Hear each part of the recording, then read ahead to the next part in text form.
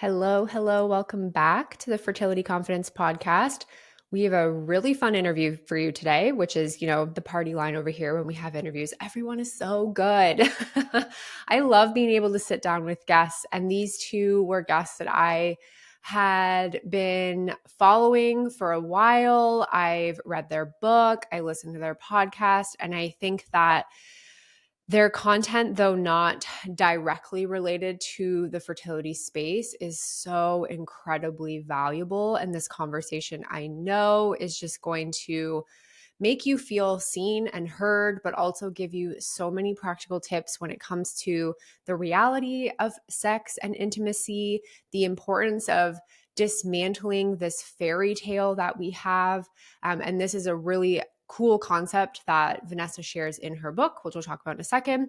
We talked about the complexities of male performance anxiety. We talked about the mental load in the relationship, which is something I think we could have an entire episode on with a little fertility spin. We talked about understanding the different sex drive types. These are conversations that I have with our clients inside Fertility Confidence Method all the time, and I'm constantly directing my clients over to their content. And so I'm really excited today to get to share with you a wonderful interview with Vanessa and Xander Marin. Vanessa is a sex therapist with 20 years of experience, and Xander's just a regular dude. And together they wrote the book Sex Talks, the 5 Conversations That Will Transform Your Love Life. And it's a wonderful, wonderful book that I think just really helps open up that conversation. And again, like I said, though not directly fertility related, these are really important conversations to have, especially if you feel like the fertility journey is just starting to steal that spark, that intimacy from your relationship. I want you to know, first and foremost, you are absolutely not alone. We polled our Instagram audience, and over 70% of you answered saying that yes, since starting your TTC journey, your intimate connection with your partner has changed.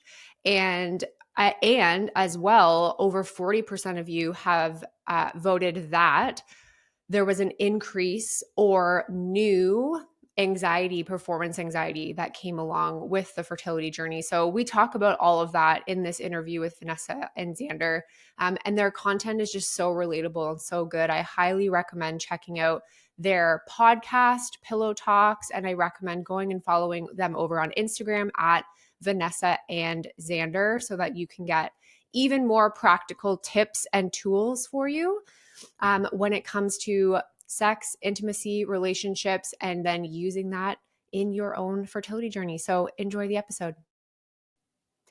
Vanessa and Xander, welcome to the Fertility Confidence Podcast.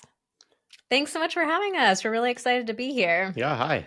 Before we hit record, Vanessa was commenting on my comfy, cozy couch, and I'm sure you guys hear this a lot. I have to say, when I saw the first Pillow Talks video, which is your guys' podcast, if you don't listen, I highly recommend, and I saw that you guys record from bed, I was like, oh my gosh, I have completely missed the mark on why didn't I think of that? Being able to just get cozy in my bed and work and record. Very genius, you guys. It wasn't always that way. We actually used to record from these chairs right that are behind us. But one day Vanessa was like, God, our podcast is called Pillow Talks. Like, why don't we just record it in bed? So I will say it is quite comfortable for Vanessa. For small people, my body doesn't really like to be sitting up that way for that long in bed. So I've kind of jury rigged it a bit. The dogs get to come, they get to cuddle with us. You can hear their little snorts in the background. I think it's an upgrade. It's very on brand for us. It's very on brand. And you know what? If we start to see a shift where like Vanessa's cozy in bed, but you're just beside in your chair, Xander, like I understand now. That would be great. I might have just given you an idea, but he's like across the room in a chair. I was like, I'm so excited to kind of like, I have lots of questions from my community, and I've been like brewing some things over here, but where I really actually want to start with you guys is with Sex Talks first chapter, where you talk about destroying the fucking fairy tale. Because when I read this for the first time, and the book's not fertility specific, but I remember just thinking to myself, like, yes, this is so important for couples, but oh my goodness, the narrative that is this fairy tale expectation in the fertility space and how we expect that to go when we get started. I would love to know what kind of inspired you to teach this narrative. Well, we've all seen thousands and thousands of sex scenes on TV and in the movies, and they all like play out in the same sort of way, right? Like you can practically write it in your mind like that, the couple makes eye contact, the chemistry is so intense, they're like drawn to each other.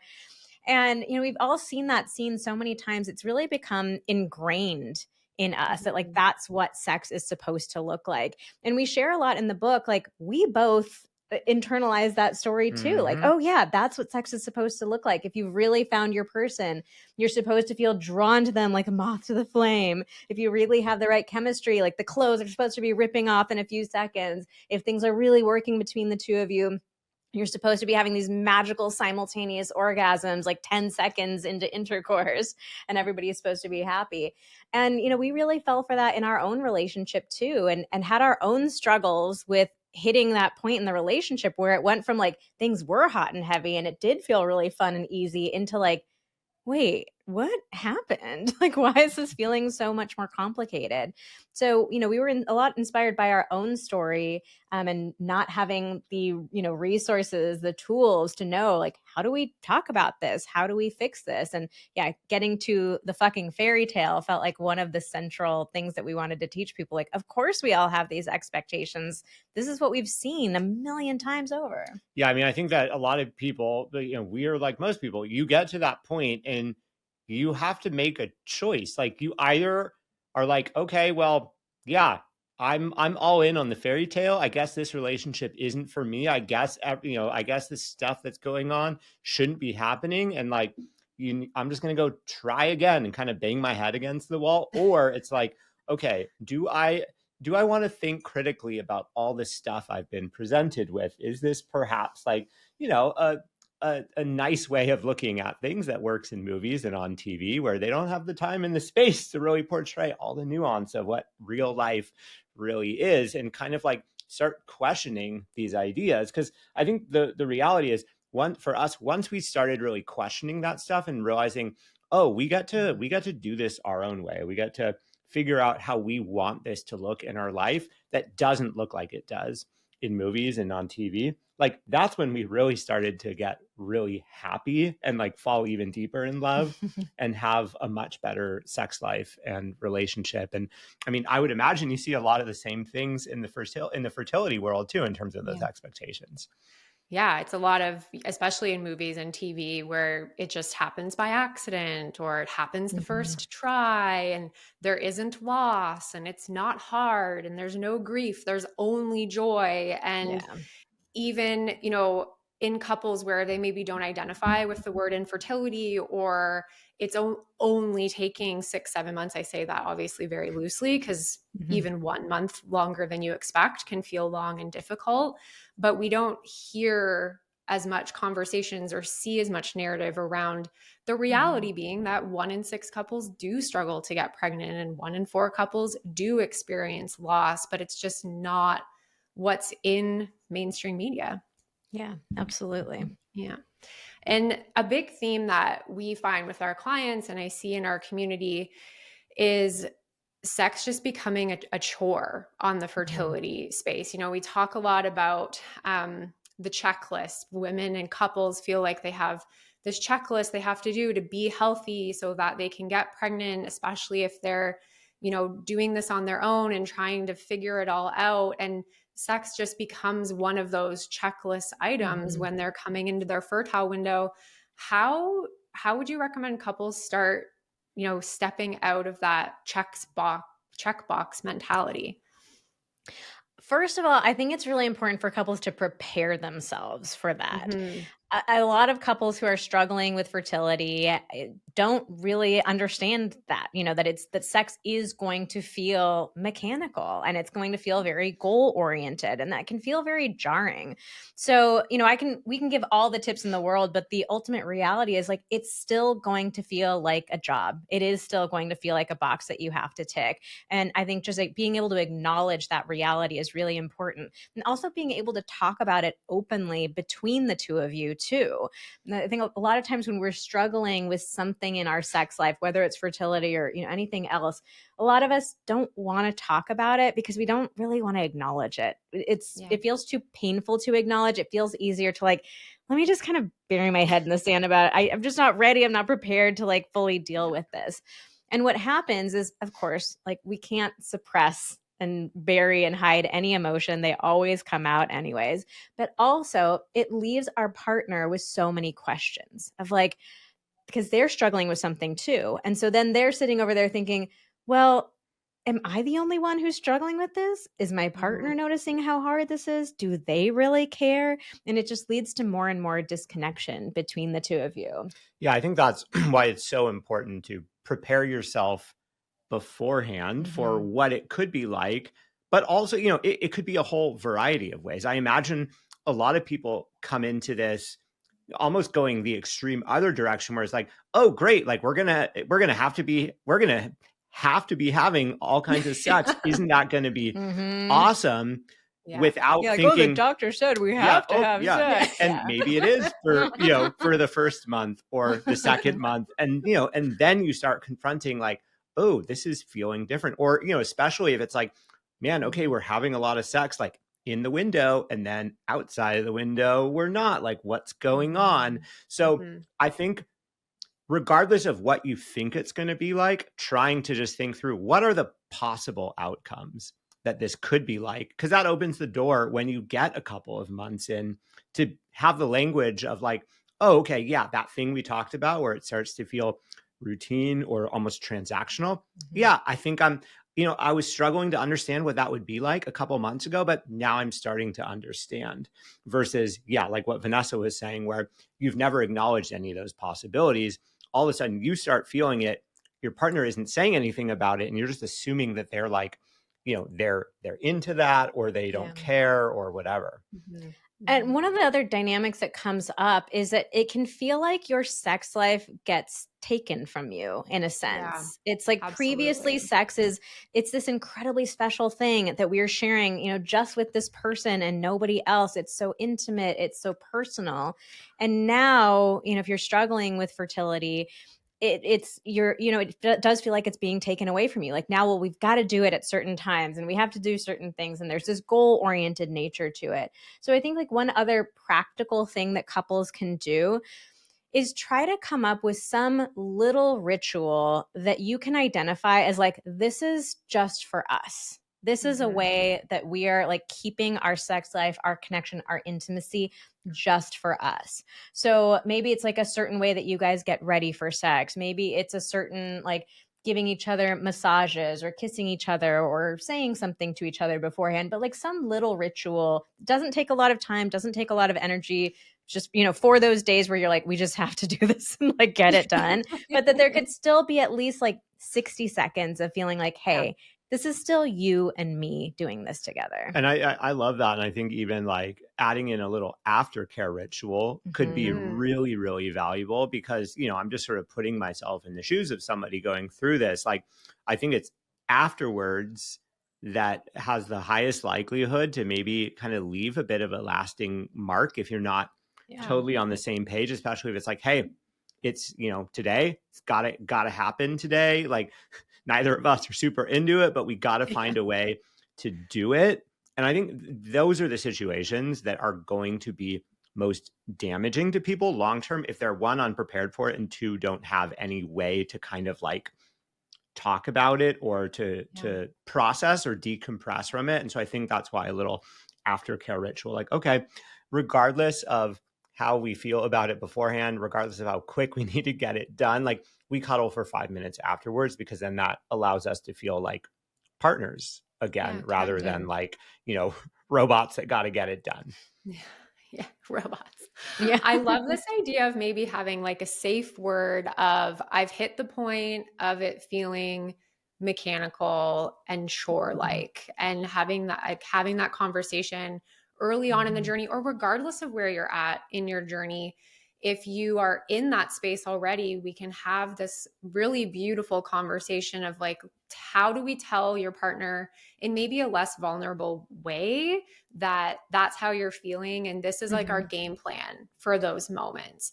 I'm also really careful with my languaging when I do a lot of like chart analysis for my clients when they're like, am I hitting my fertile window? Are we doing it enough? Are we doing it too much? Like, when did I ovulate? And I find in the fertility space, we're very hyper focused on your sex life in those moments, and we always make lots of jokes about how I always know what everybody is doing on Wednesday night when we've had all of our appointments. But I'm very careful to say, like, this is your window, and then outside of it we have sex for fun, and just as like a little reminder for them that it doesn't need to only be here, and it's also okay if you're not feeling it as much outside, but like reminding them very subtly, Yeah. like, this is still fun. We're still allowed to enjoy this. Yeah. We just Yeah. have to be a little more strategic for like 3 days of the month. And then outside of that, we can just be normal humans.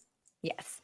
And I also encourage people, like, it's okay to have your own boundaries, even in those fertile times too. And I get that this can feel like this impossible decision of like, I really want to get pregnant. This is the time. If I don't get it in this time, then we're having to wait for a whole nother cycle. Like, it definitely is a challenge. And at the same time, like, if you don't give yourself that space to say, you know what, I just can't today. Like, then sex really starts to feel like this pressure, this obligation. You're not even like fully allowed to consent to it or not. Like, it can get really tricky. So just being able to acknowledge with yourself, like, this is a really tough decision to make, and I'm still allowed to make it. I'm still allowed to say, like, I just can't right now. Because that's also going to give you the space to actually be able to enjoy it outside of the window. Because I think what is so likely to happen is if you're just looking at it through that sort of chore or transactional type of lens during the window, and you're not loving it, you're not enjoying it, then as soon as the window ends, you're like, whew, phew, okay, we're done with that. And in your mind, you're already going, okay, cool, I'm done. Like, I'm done. I don't have to do that again. And so then, of course, you're kind of like priming yourself to not be thinking about sex. You're not reminding yourself that, oh, this is actually something I do to enjoy myself. And so, I think that's just like, that's how you create this almost self-fulfilling cycle of like not enjoying it in the window and then not wanting to or even thinking about doing it outside. Yeah. Maybe, Xander, you're onto something with this like aftercare concept of like not even just after sex in the window, but then, okay, our fertile window is closed, and now we have this little ritual together to kind of give us what we need to still feel connected and intimate through also a very hard time, the 2-week wait on the fertility journey, where now you're like, did it work? Did it not? I'm going to put my walls up. And there's a whole other, complex case of emotions for both partners in those 2 weeks too. So I think that having something for you, both of you together at that time, can also just help ease into the next stage of the journey.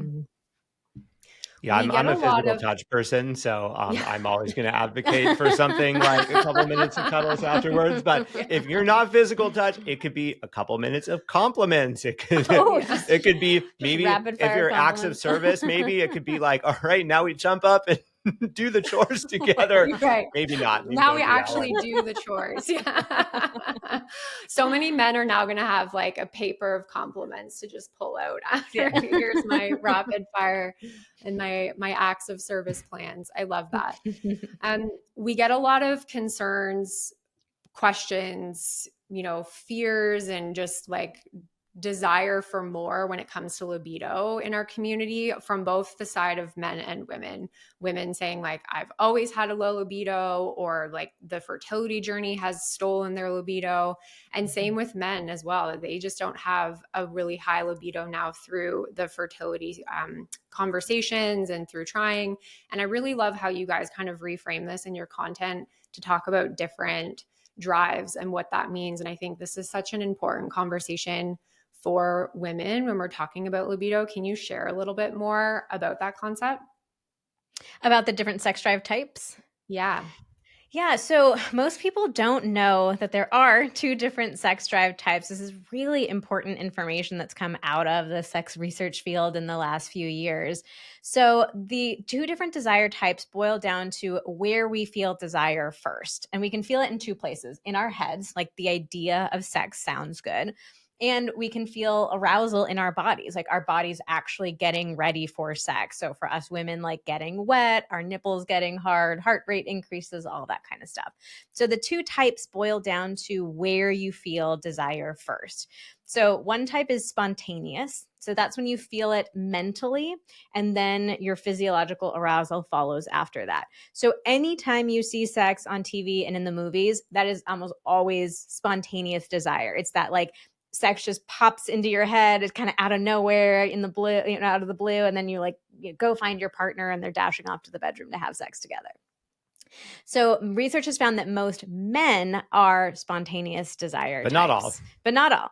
On the other hand, we have responsive desire, which most people don't even realize exists. And this is the exact opposite of spontaneous desire. Your body gets aroused and turned on first, and then the mental desire follows. So we call it responsive because it's like your mental desire, it needs something to respond to. Your body needs to be getting stimulated and feeling good. So a classic way to know that you have responsive desire is if you've ever been in the middle of sex or even at the end of sex and you've caught yourself thinking, this is fun. Why do I not seem to want this more often? Like that's responsive desire. But again, because most of us don't know this exists, most women will describe themselves as like, I feel like I'm low desire or no desire. And that's just not true. It's just that you haven't given your desire something to respond to. Right. Yeah. And I think this is such an important conversation in the fertility space, because coupled with it kind of becoming a chore, and then on top of that, if you have a responsive desire, we kind of have 2 things playing together, making you feel less desire at the end of the day. Absolutely. Yeah. So like in the, the fucking fairy tale version of sex, like we expect that we're supposed to be like wildly turned on in order to have, uncontrollable. I just like have to have sex right now.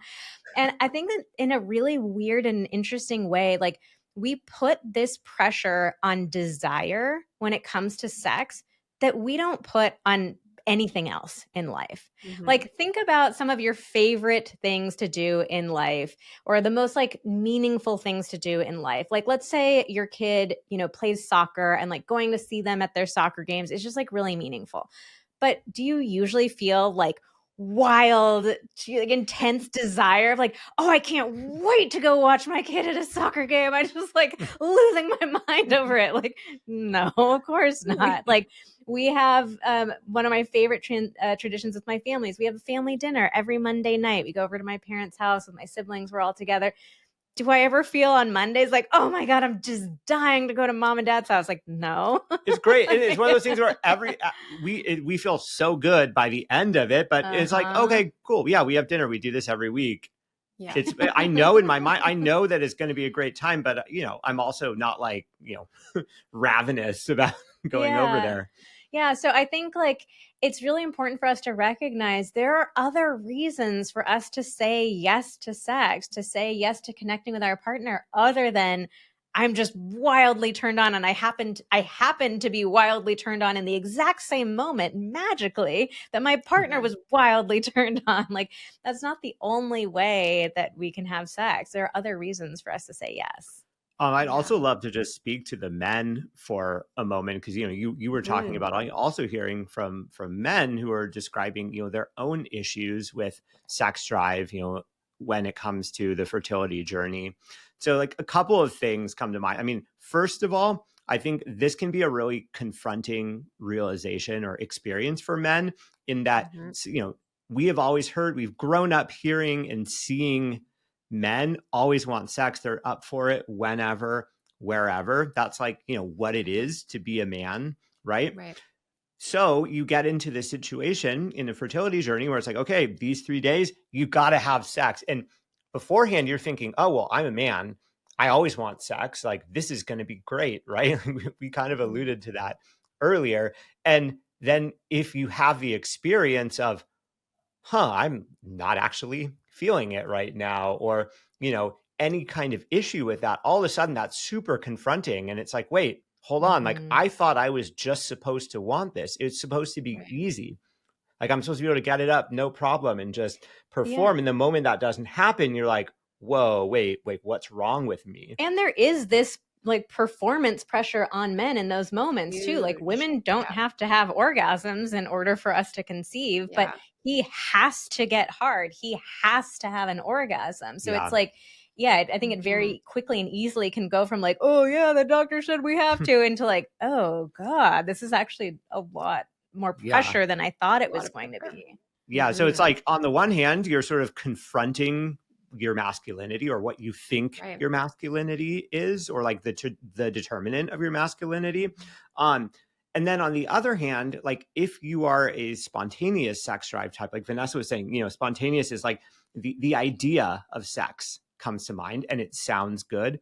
If you are then having the experience where, the sex is not that exciting because it's now wrapped up with these other emotions that you're struggling to name and feel and process, then that spontaneous desire is kind of going to disappear, because your experience of what the outcome of the spontaneous desire is no longer very exciting for you. So, if you're totally unaware of how your sex drive works, then you're just gonna think, oh, well, I guess I just don't have any desire anymore, rather than being like, oh, okay, yeah, I generally have this more spontaneous desire. And so if I can recognize, all right, yeah, I'm not like, maybe I'm not always thrilled about the sex that we are having. Okay, I got to remind myself, yeah, sometimes we do have sex totally out of the window and it's just for us. Sometimes it's like, once you start being able to acknowledge all that stuff and see it, that's how we start working around it. Like, you can't ever shut those things off, but the best we can do is just become aware of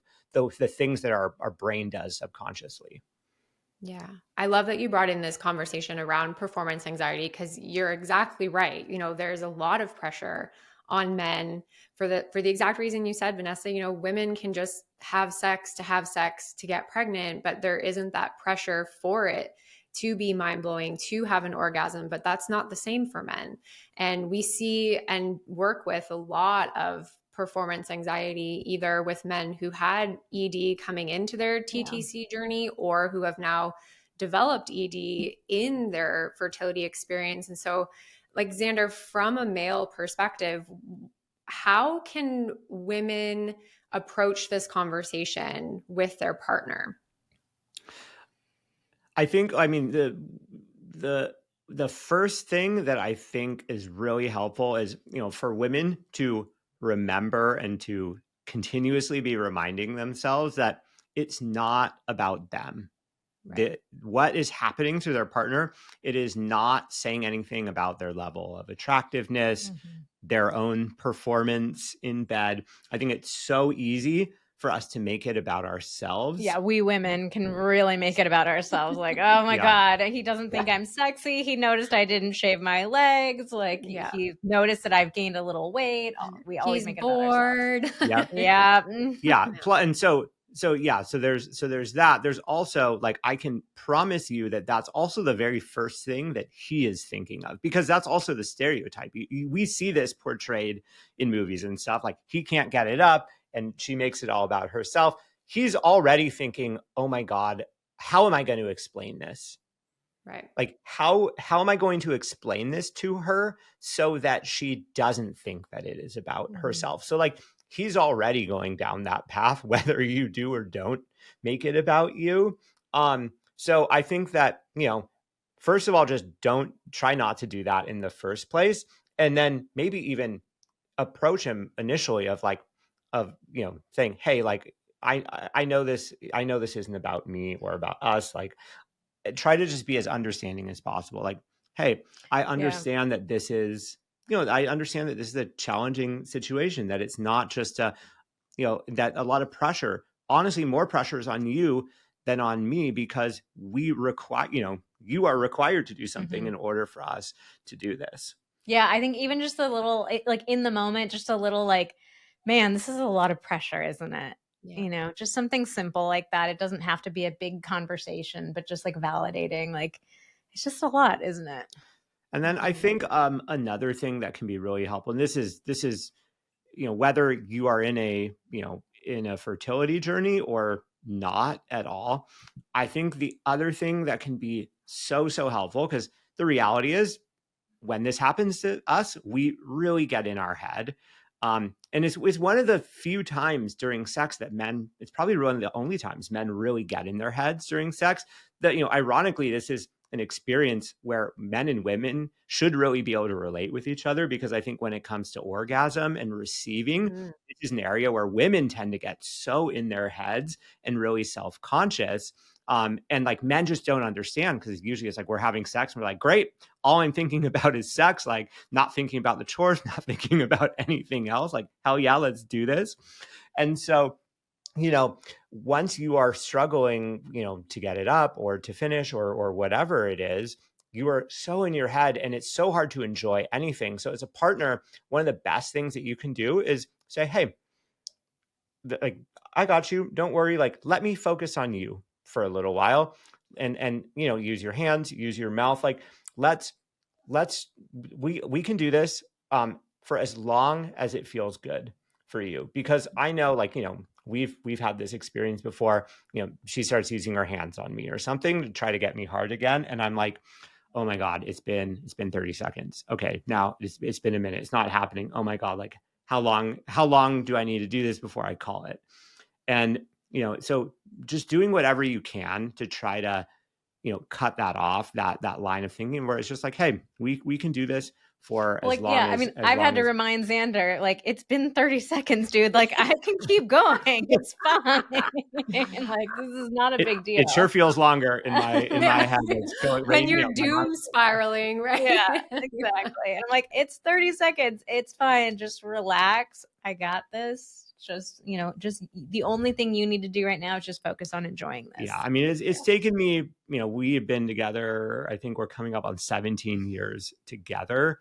It's basically taken me 17 years to get to a place where I'm so much more calm about this now. And this is really a self-fulfilling thing too, where like, well, it's self-fulfilling in both ways. Once you start having erectile problems, it's mostly, unless it's truly a physical thing, it's really mostly mental. Yeah. And you start to have that, you have that experience, you feel really crappy about it.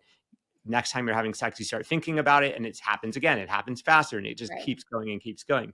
On the flip side, it took me only 17 years to really internalize like all that stuff that Vanessa was saying, like, we can go as long as you want. Like, there's no pressure. But once I'm able to just relax and be like, okay, cool, I get to just sit here and receive and enjoy. It's usually so quick that things turn around. It just really requires me shutting off that part of my brain and being like, yeah, I deserve this. I can sit here and I can relax and I can enjoy this. And then like, boom, we're back in business.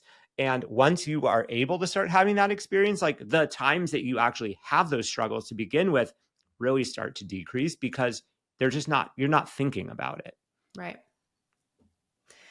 I love that you mentioned too, like this idea of mental load, because I remember seeing one of the reels you made of women's mental load. And we teach this so much to our clients around, as women, we have this typically higher degree of mental load in the relationship. And then we're adding your fertility journey on top of that. So now you're not only worried about all the other things, but now you're constantly going through, is that the right supplement? I should Google that. Was my, whatever. And you having all these other conversations going on in your head.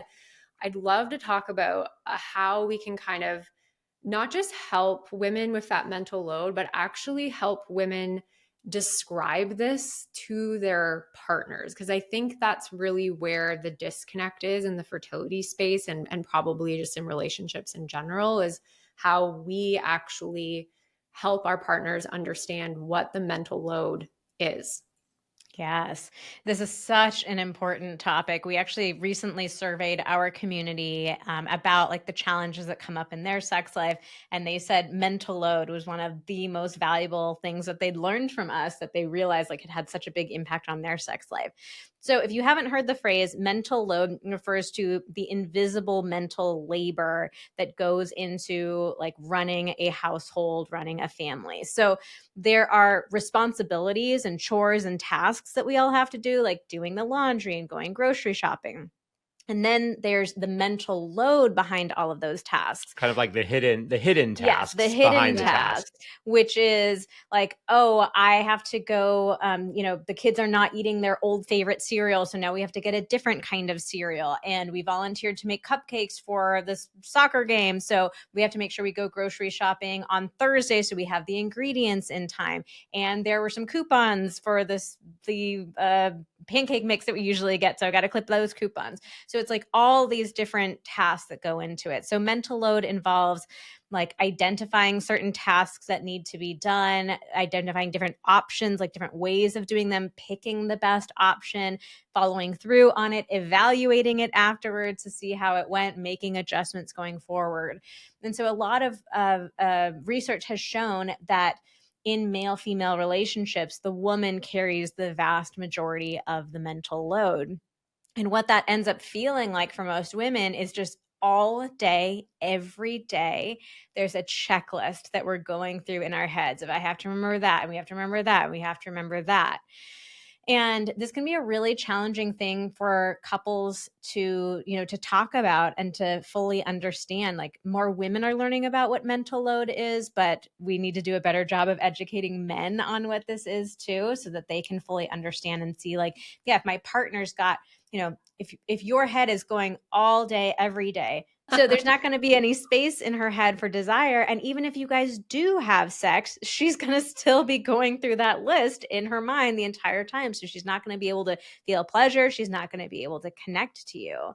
So what we recommend with mental load is to have a big conversation where you sit down and you write out like, what are all of the tasks on your plates as a couple, as a family, and what is the mental load behind all of those tasks, and then figure out, so this is going to be like a monster list, but figure out a way of dividing it up between the two of you that feels equitable based on other things that you guys have going on. So is, maybe only one partner is working outside of the home. Maybe one, there are multiple kids that need to be taken care of. So it's going to look different for every family and every household, but making a specific plan for that. And then when something is your task, you are not only responsible for the task, but for all the mental load behind that task as well. And then as like another challenge that comes up for a lot of us women is we are so used to carrying that load. And we also get so much external pressure to do all of these tasks perfectly.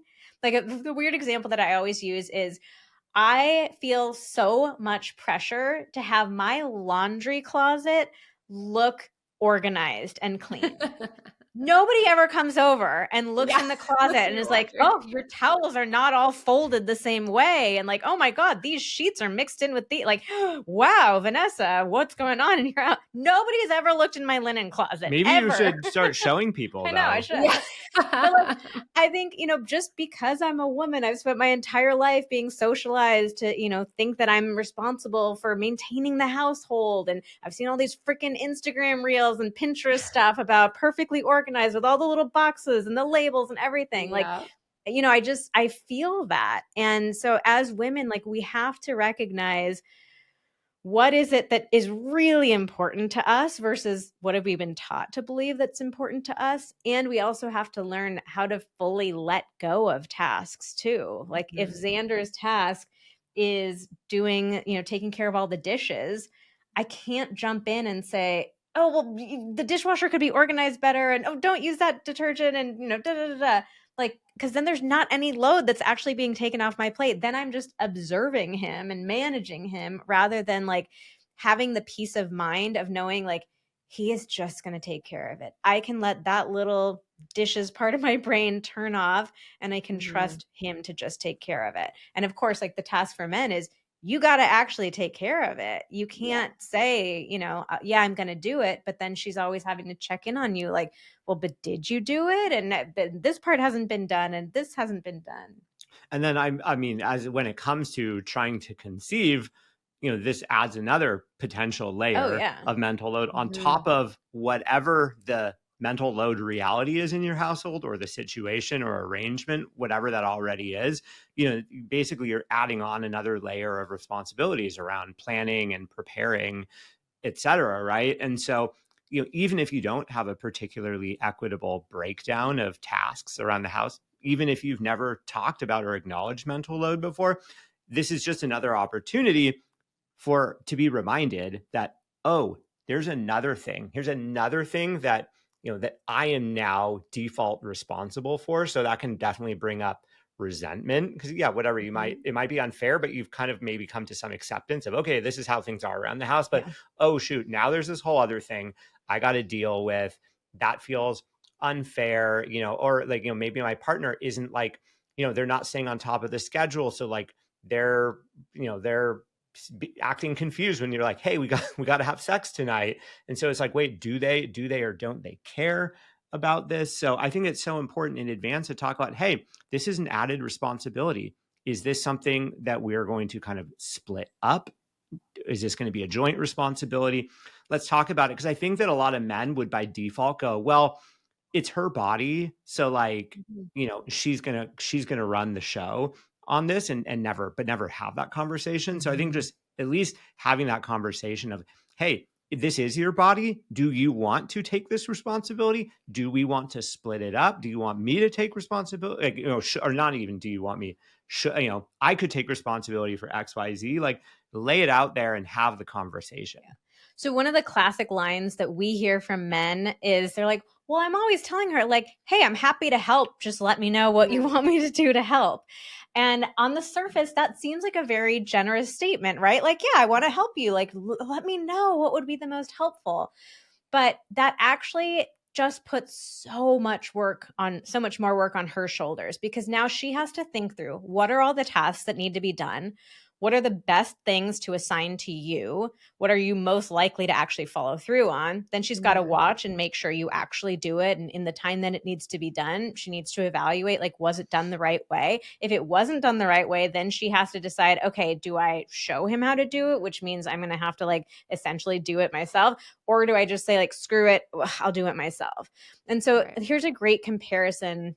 If your male partner has not been able to understand mental load before, ask him to imagine that he's at work and he has a coworker where they're like on the same level. They're coworkers. It's not like a manager, an employee kind of situation. So imagine every day checking in at 9:00, his coworker comes over to him and he's like, hey, what can I do today? Let me know how I can help. You know, and like, sure, the first time that might be nice, like, oh, great, yeah, take care of this. But at some point, you're going to be like, dude, like, we're coworkers here. You're the same level as me. Like, you have a job. You have a job. You know what your job, like, do your job, right? Like, so we can't operate from a place of like, oh, you just tell me what to do, because that's a manager. That's a manager's job, not like when we are equals. Yeah. And your partners in this situation. I always tell Tyler, like, if I'm in a headspace where I know if one of his tasks and he's going to have to ask me things, that's just going to, I'm in a place where I'm not going to be receptive to that conversation. I'm always just like, I need you to do this. Do you have a question now? Because you cannot ask me any questions later. Like, I need you to just, however you're going to do it, whatever, like, I am releasing that to you, you do it. Don't talk to me about it. And he's like, okay. Because sometimes, like you said, you know, we can give a task, but then if they're constantly like, well, how do you do that? Well, where is that? What, like, that's not actually helpful in the situation. And so being able to confidently have that conversation from an open place and not from a defensive place, I think is Yeah. really, really important.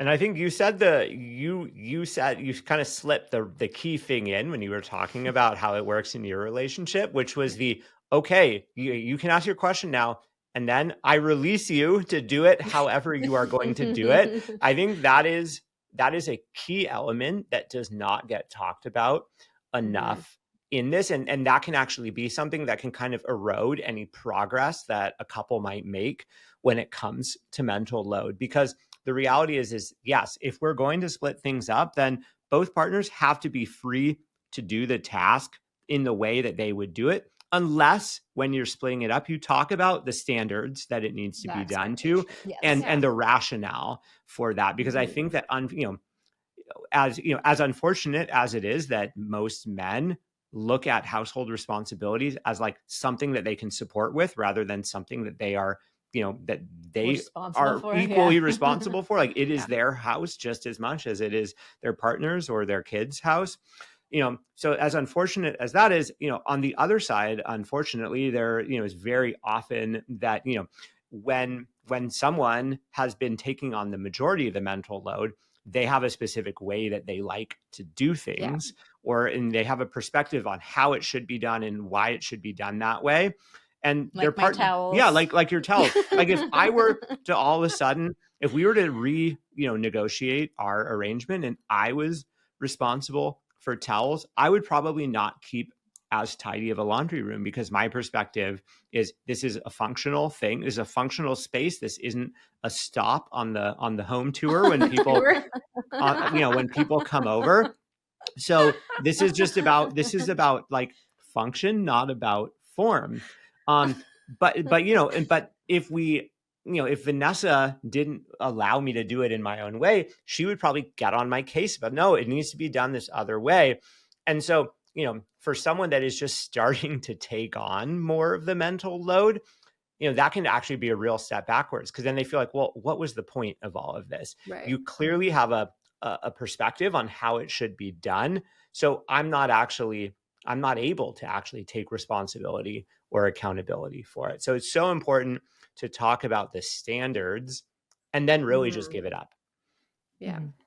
And I think to just like bring this back to the conversation of sex for all of the men that are listening that are going, that makes a lot of sense as to like why my partner's maybe not super into it at any point in the cycle at the end of the day. If you were at work and your brain was firing all day long without a break, it doesn't matter, if she's at home or if she's at work, if her brain's firing and firing and firing and firing, like the exhaustion is real. And it would be for him too, right? If that was his brain. So being able to kind of put yourself in the shoes of whoever is carrying that mental load, I think is really important from a conversation perspective too. The one thing I love that you guys do is you make a lot of really amazing support tools for your community. So keeping like the TTC community in mind, and couples who are maybe really struggling with passion and intimacy in their relationship through their journey of trying to conceive, what would be some of your guides that you would maybe want to recommend to those couples? For people going through the TTC journey, the top two that I would recommend are our ultimate foreplay guides and next level intercourse. So we really focus on teaching sexual technique in a shame-free and very fun way, because we all want to be great at sex. We all want to think like, I'm the best my partner has ever had. And yet, where have we ever been given opportunity to learn how to actually have sex? Like I never, certainly trial by never fire learned anywhere. Yeah. Yeah. And also porn ain't it. Yeah. Porn is not the education that we need. So our ultimate foreplay guide, like really walks you through step by step, like exact techniques to use your hands and your mouths on each other. And I think this can be such a great way to bring more pleasure, more excitement, more joy back into your sex life. Again, it's like totally shame-free. So it's a really fun thing to explore with your partner. And you kind of get this, it like feels like a little challenge. Like, let's see, what is the best orgasm that we can give each other? But especially if you're, trying to conceive in male-female couples, there's obviously, you're focusing so much on intercourse. And intercourse actually is not the most pleasurable activity for women. We surveyed our audience and 91% of women said intercourse isn't the most pleasurable activity for them. So learning how to use your hands and your mouths on each other, it's going to bring her more pleasure. Also a great way to address any performance issues that might be coming up for him. It's just a really fun thing to explore together. And then our next level intercourse focuses on 42 like realistic sex positions and finding ways to bring more pleasure, more connection, more joy into the intercourse experience. It does have a heavy focus on female pleasure, since I mentioned that 91% figure, but it's also like really fun and playful and can just add like a new dimension to sex. I would also throw a vote in for the art of initiation as well, because I think that initiation can be a kind of fraught topic in a lot of couples, and then adding in a fertility journey, that can add another layer of weirdness, perhaps. Like we have to do it now. Like there is no initiation. Yeah, there is no initiation. There's no initiation, or calendar initiated, not you. Yeah. or perhaps one partner, because we, to get stereotypical for a second, we often hear that in male-female partners, the woman is way less likely to be initiating as much as the man, if at all. A lot of women don't feel comfortable with initiation, and that gets back to socialization and this idea that men are supposed to be the leaders when it comes to sex. And so it can be a disconcerting experience if perhaps your partner, a female partner, has never really initiated, and then all of a sudden it's just like, hey, schedule, like let's go. And it's like, wait, hold on, like so the art of initiation really teaches couples how to have both partners initiating and figure out how to initiate in ways that feel fun and exciting. Because just like there are the love languages, we found that there are a number of initiation styles where different people like to be initiated with in different ways. Different things feel exciting to them. And so in that course, we walk you through how to figure out what it is that you're each looking for, what kind of energy and style you like, and gives you practice in how to do that. Because the reality is, if we can initiate sex in an exciting way, we're way more likely to, one, have better sex, and two, actually desire that sex, because it's the entire thing feels fun rather than this kind of big high stakes, like will we or won't we type of thing. Yeah. I love that you guys talk a lot in terms of initiation and foreplay around how that actually starts like hours before you actually want to have sex, not like when you get in bed. Exactly. Yeah. If you're getting into bed the end of the night, you're exhausted and thinking like, this is the time that I'm supposed to like get up all this energy and excitement to initiate, or this is the time my partner's going to initiate and I'm supposed to be all excited and energetic. Like it's too late. It's too late at that point. Well, thank you guys so much. I think there's so many great little nuggets in here for my community, and even for couples who aren't yet started on their TTC journey, to maybe start off on the right foot with having some deeper conversations around how this might go, and making plans on how to maybe combat those issues. So I appreciate your vulnerability and sharing. I think how you share and how you teach with your community is very impressive. So thank you for joining me. And if people want to hear more about you guys, where could they find you? Yeah, we'd love to connect with anyone from your community. The two best places to find us are on Instagram. We're at Vanessa and Xander, and that's Xander with an X. We design a lot of our content to be like natural conversation openers. So it's great to like follow along with your partner, send them some reels, like it just gets the conversation started. And then if you want to check out any of our guides or courses, they're at vmtherapy.com. It's my initials, vmtherapy.com. Okay. And I'll make sure all that's in the show notes. And thank you so much for joining me. Thanks for having us. Thank you. That was so fun.